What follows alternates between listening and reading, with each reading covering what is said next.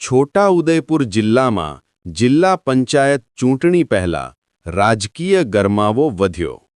ડોલરિયા ગામે એએપીની ભવ્ય જનસભા યોજાઈ. ઉમેદવારોએ જીતનો હુંકાર ભરી પરિવર્તનનો સંકલ્પ કર્યો. વિનુભાઈ રાઠવા સહિત સ્થાનિક આગેવાનો હાજર.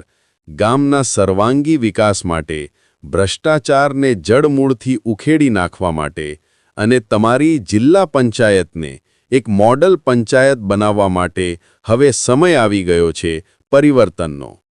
ઉમેદવારનું નામ છે રાઠવા મીનાબેન રૂપસિંહભાઈ. મોટી સંખ્યામાં ગ્રામજનોએ ઝાડુ નિશાનને આપ્યું સમર્થન. ચૂંટણી નજીક આવતા રાજકીય ચહલપહલ તેજ બની. હા, આજરોજ છોટાઉદેપુર જિલ્લાના વિસ્તારની અંદર જે ડોલરિયા જિલ્લા પંચાયત સીટની અંદર આવતા તાલુકા પંચાયત સીટની આજે સભાનું આયોજન કરવામાં આવ્યું હતું. તેમાં ખાસ કરીને આ વિસ્તારના જે જિલ્લા પંચાયત સીટના વિસ્તારના ગામડાઓના લોકો સાથે આજે સભાની અંદર લોકોને ચર્ચા કરવામાં આવી છે. ખાસ કરીને આપણે જોઈ રહ્યા છીએ ત્યારે ગુજરાતની અંદર આ ભ્રષ્ટ ભાજપની સરકારની અંદર આજે લોકો ત્રાહિમામ થઈ ગયા છે.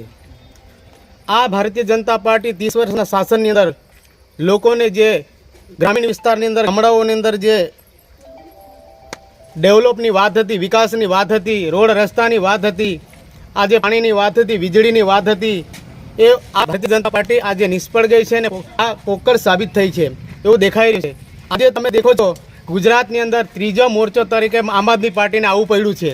આજે આ ભારતીય જનતા પાર્ટીના શાસનની અંદર આજે લોકોને સુવિધા મળી ગઈ, સુખ મળ્યું હોય તો આ ત્રીજો પક્ષ તરીકે આમ આદમી પાર્ટી ઉભરીને ન આવે. આજે તમે જોઈ રહ્યા છે ગુજરાતની અંદર આ જે ચેતરભાઈ વસાવા જ્યારે ઝુંબેશ લઈને નીકળ્યા છે ત્યારે સમગ્ર ગુજરાતની અંદર આદિવાસી વિસ્તારની અંદર કે સમગ્ર ગામડાઓની અંદર એસસી એસટી ઓબીસી હોય કે દરેક સમાજના લોકો આજે લાખો સંખ્યાની અંદર લાખોની ભીડની અંદર જન પ્રતિસાદ મળી રહ્યો છે. ત્યારે લોકો સ્વયંભૂ બહાર નીકળી આવે છે, કહે છે તમે આવો ઉમેદવારી કરો અને તમે અમે મત આપવા માટે તૈયાર છે. એવો એટલો બધો સહકારને સાંભળી રહ્યો છે.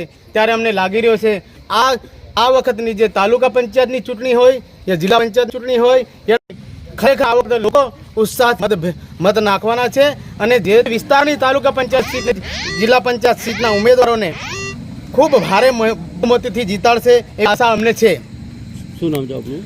મારું નામ છે વિનુભાઈ રાઠવા, છોટાઉદેપુર વિધાનસભા પ્રભારી.